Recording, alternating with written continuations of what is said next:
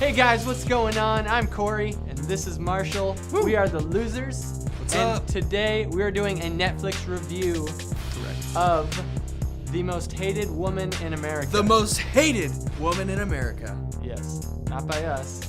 So this movie follows Madeline O'Hare, who is a figurehead of modern American atheism, and it follows the famous trials that pretty much took prayer and scripture reading from the Bible outside of schools.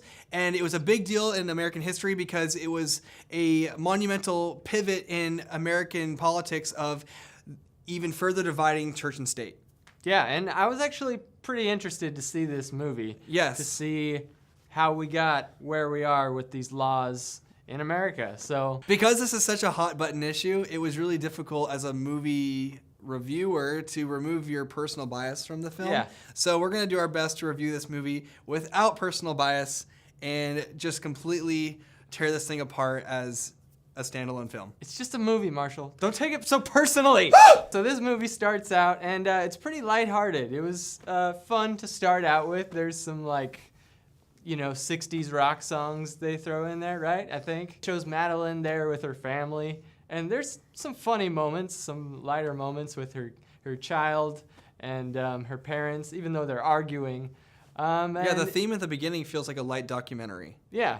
So in this movie, they jump back and forth between flashbacks and to the present time in 1995 when she actually gets kidnapped after she's set up her organization and stuff. And, at certain points, I felt like there were a lot of unnecessary moments thrown in there. They didn't need as much, but they're like, hey, we got to make this movie longer. Let's throw this in there. Yeah. And speaking of having unnecessary things, I felt like there were a lot of unnecessary characters as well. Yes.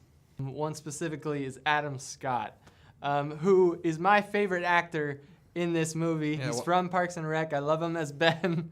And what's his point in this movie? exactly. He does not need to be in this movie. All the scenes he's in, it's him and this other guy who are looking for Madeline.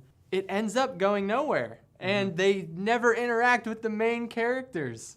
And as we were talking about before we started this review, Corey, I noticed that with these kind of movies, when they're controversial, it's very easy to paint a whole group with a very broad brush, as you put it, Yeah. and make an assessment of like, oh, I want to be in this camp, or I want to be in this camp.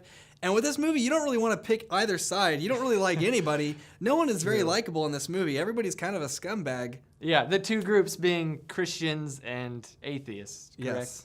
I mean, the Christians in this movie are money-hungry monsters, basically, who They're scam artists. get up on stage and, scam people. Yeah, they're traveling scam circuses. Yeah. Final thoughts. I think that historical dramas can be very fun and that it's a great opportunity to paint, someone in the limelight that you would not normally get to hear about, even though we learned a lot about this in school.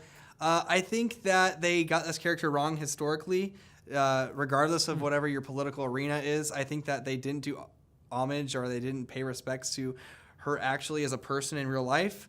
And because of that, and because of the poor script and the people in the movie that I don't care about, I didn't really like this movie that much, to be honest. And that comes from an unbiased perspective. Just as a movie, I didn't really like it. Yeah, it was okay. It definitely got worse for me as it went on.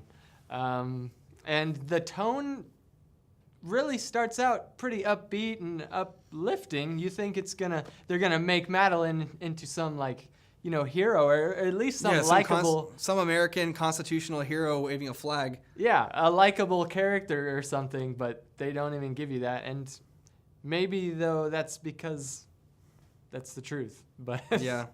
So my rating for this movie would be a 5.5 out of 10. And I'm not too far off. I'd give this movie a 5.7. So yeah, that's our review of The Most Hated Woman in America.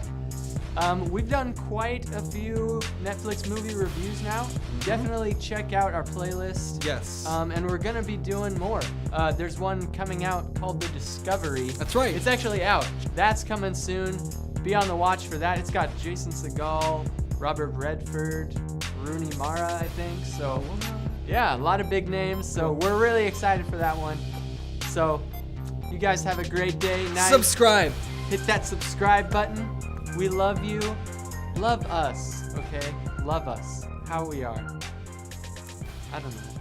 Signing off.